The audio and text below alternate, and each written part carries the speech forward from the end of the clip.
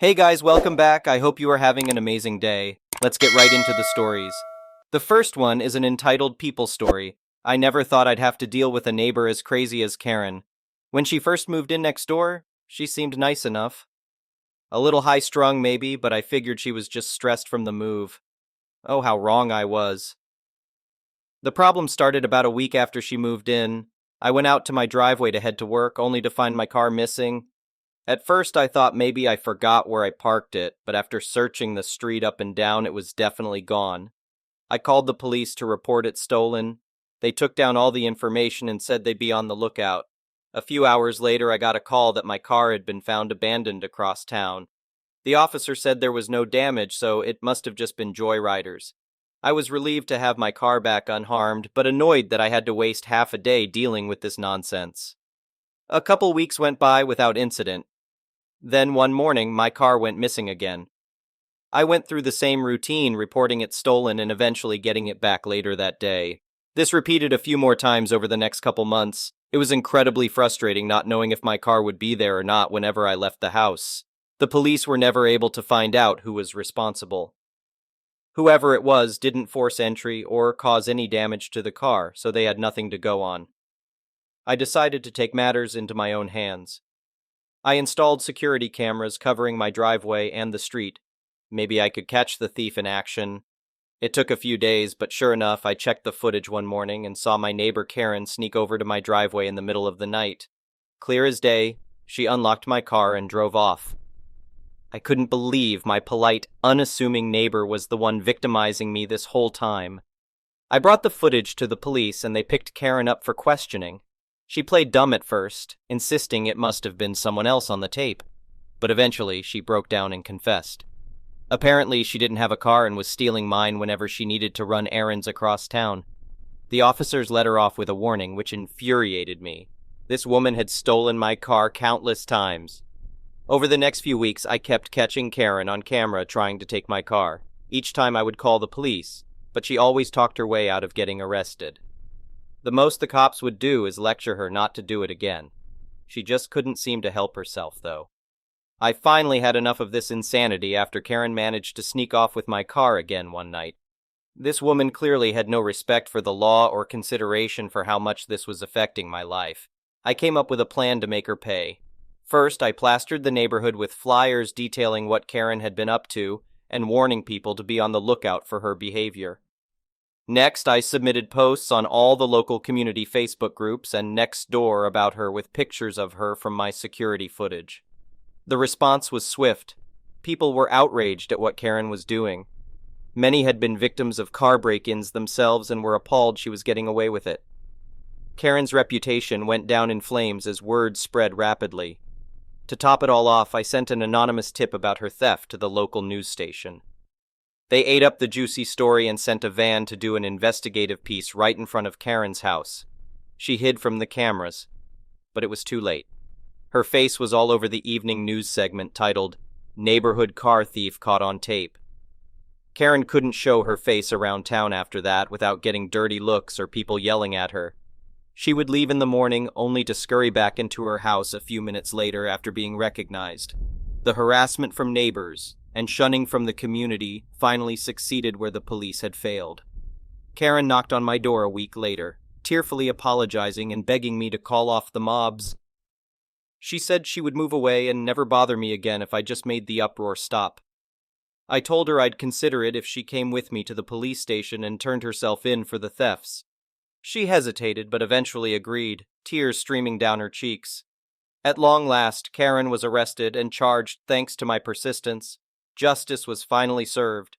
I watched satisfied as Karen was escorted out of the neighborhood in handcuffs, ready to face the music for her crimes. She lost her good reputation, her dignity, and her freedom. I'm just glad I was able to expose her lies and criminal behavior before any other innocent neighbors fell victim. The neighborhood is now a little safer, and Karen learned the hard way that constantly stealing my car comes with serious consequences. I don't miss hearing the squeal of my tires speeding away in the middle of the night one bit. The next one is a pro-revenge story.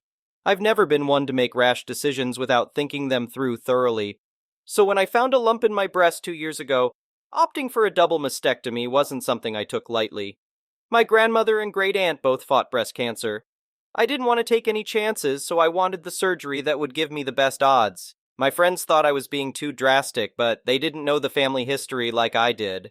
I spent weeks reading every medical study and consulting with my doctors. They agreed the surgery substantially lowered my risk. With support from my husband Dan, I scheduled the procedure.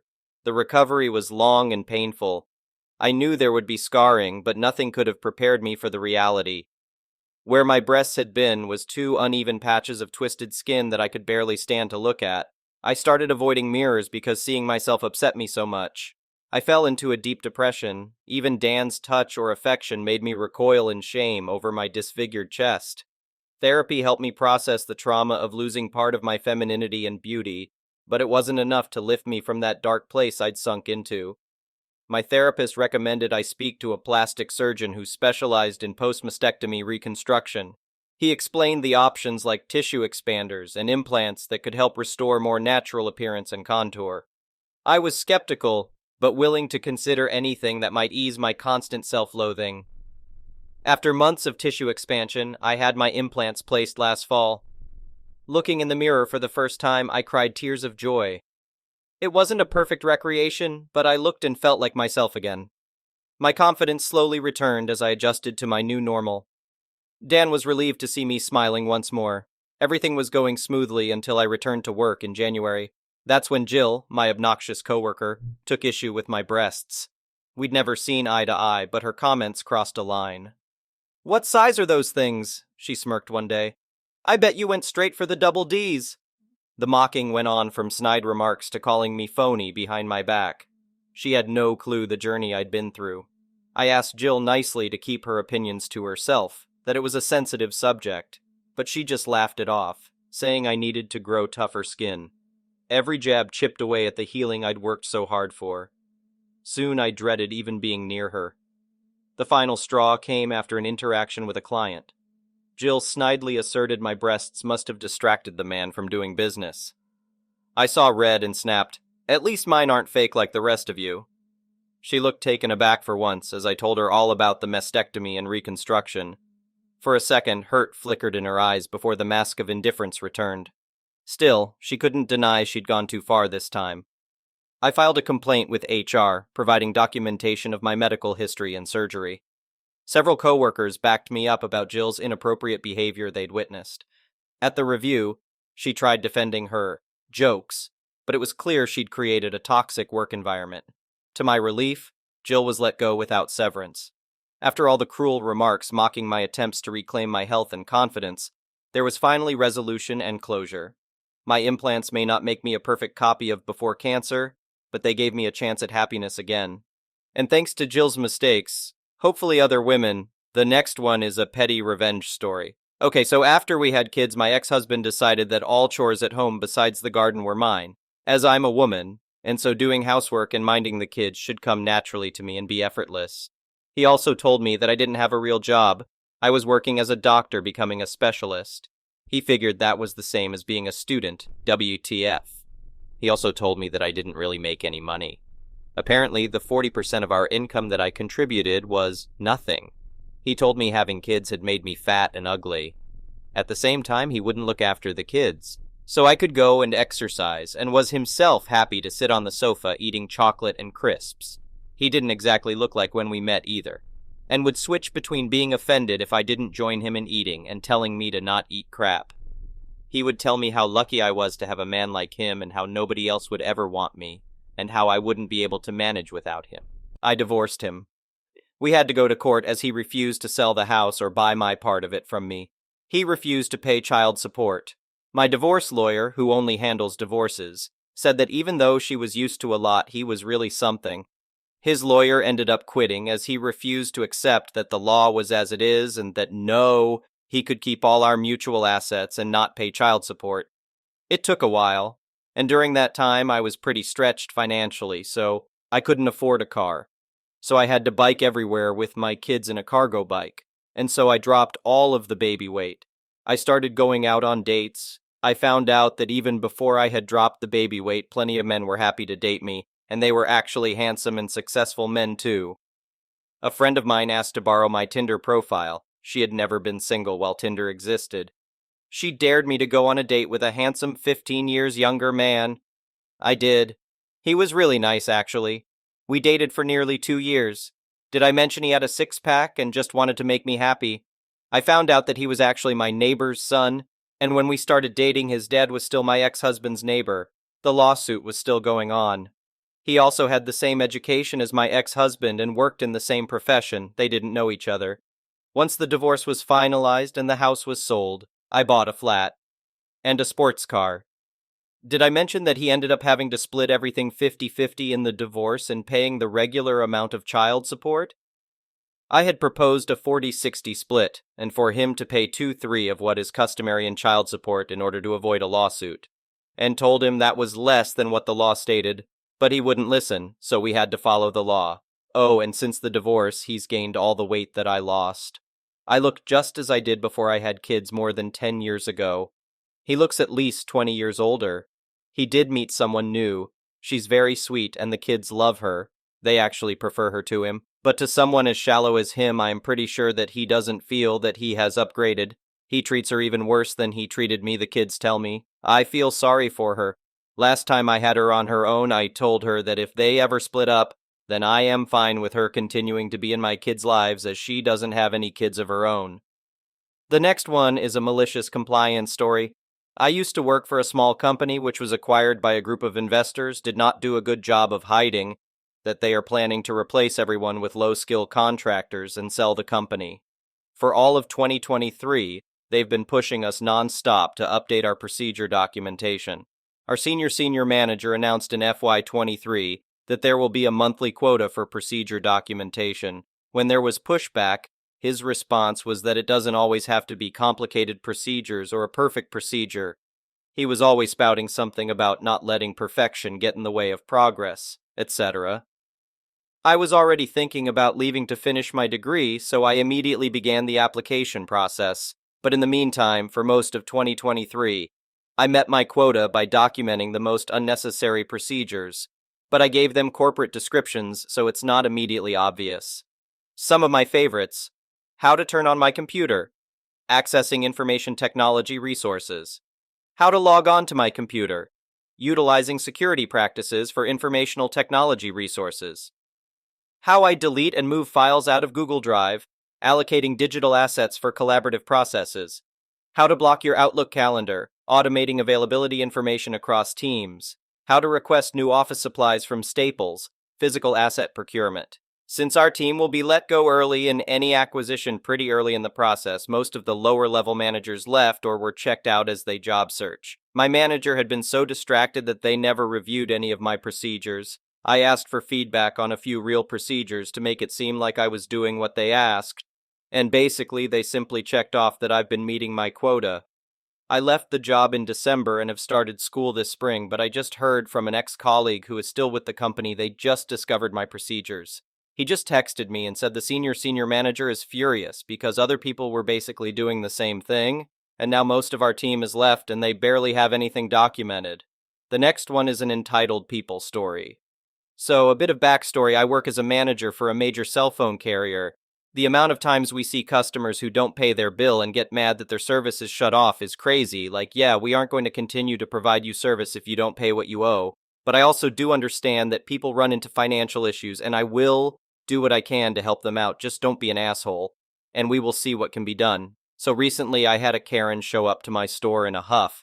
When I see customers looking angry or annoyed come in, I take them instead of giving them to one of my reps because I feel like ultimately I'll get asked to help anyways. So I see her walk in with her kid and I look towards here and smile. Me: hello, how are you guys doing today? Karen: not so good. Me: oh, I'm sorry to hear that. What seems to be wrong? Karen: well, you guys cut off my service and I'm mad because I talked to your customer service yesterday and they said that I should be fine with service until I can make my payment next week. Now, when it comes to situations like this, all I can do at the store is have her pay her bill to restart her service. When customer service, CS, makes promises like this, which happens a lot and customers can have the extension due to a promise to pay service, we can try to contact CS and have them turn their phones back on. Now, the issue with contacting CS for a customer who has a past due bill is that the call will just go straight to billing to make them pay. If we enter another customer's number, CS will just hang up and report the store. So knowing this, I tell the customer exactly this to give her the right expectation, but I assure her that I'll do what I can to get in touch with CS. She didn't like that, Karen. What do you mean you can't restart my service or contact CS? It's your guy's fault that my service is shut off. Me. It's not that I can't, it's that it will be difficult to get someone on the line due to your account status. I'm just setting the right expectations. Karen rolls her eyes. Just get my service running again? So I guide her to my store's phone and call the number we have to call CS. On the phone, I chose the options to speak with a CS rep, and the automated machine asks for the number I'm working with. I dial her number and we get sent to billing. We then hear, "You have reached the billing department to make a..." Then Karen interrupts. Karen, that's the message that I get when I call them. Me. Yes, like I said before, this will be the only department you'll be able to contact due to your account status. Karen, we'll use your direct CS number. Me. This is that number. If you want, we can call back and try another option, but I think it will lead us back here. Karen agrees, so I hang up and call again. I try this time to reach a different CS department beside the general department that we call, but again, as soon as the system recognized her number, we hear the billing message again. Karen, this is bullcrap. Me, ma'am, please no swearing in the store. Karen, I'll say what I want. You can't tell me what to do. Me, you're absolutely right, but I can have you leave with no resolution to your problem. Karen, well, then use someone else's number to get someone to answer. Me. Like I mentioned before, I won't be doing that. I won't get my store in trouble for doing that, Karen. You have to listen to me. Now use your own number to get someone. Me. I'm not using my number. I've done all that I can do for you. If you want to use someone else's number, then you can call CS from a different phone. Karen, then give me their number. Me. Gladly, I start walking to the back to write down the number for her. As soon as I open the door to the back room, I hear her say, "That guy is an idiot." I stop in my tracks and walk right back to her. Me. You can leave now. I understand you're mad about your service being shut off, but that doesn't give you the right to insult me or my team, so leave, Karen. Well, I'm sorry, she said condescendingly. Please get me CSS number and I will. Me? No, you can Google it, Karen. How am I supposed to do that? My service is shut off. Me? Not my problem. Now leave Karen after she notices that I'm not going to budge for her, picks up her stuff, grabs her kid and marches towards the exit. She says, as she's almost to the door, "You're an asshole!" Which one of my reps reply, "Well, at least he pays his bill." Probably not the major meltdown most people expect from retail stories, but I felt like it was good to share. The next one is an entitled parent story. I just want to vent. I've been with my husband about 15 years, and we were very LC with his family for most of it because he couldn't stand them. I probably only met his mom 3-4 times, even though we lived in the same city. Well, 2 years ago, we get a call from Adult Protective Services. She was in the hospital after calling COP, and when they'd gone to get her, the apartment she shared with her daughter, who is also an entitled piece of crap, a whole other story, was in such bad condition that they didn't want to release her back there. I'm sure they were happy to find someone else to take her. So we almost didn't even question whether there were other options, and we agreed to take her. We moved her in. It's been a nightmare. She's very entitled and narcissistic. She doesn't have much income because she hardly ever worked. So it's pretty measly Social Security. She spends about half her monthly income on cigarettes. We so love smelling it all the time. She does smoke outside, luckily. When we first got her, and she was pretty frail and it was winter, we let her smoke in the garage, which was a huge mistake and turned into a giant tantrum when we finally put a stop to it. Lucky for her, she gets Medicare fully paid for by the state and gets some food stamps, but we don't charge her anything.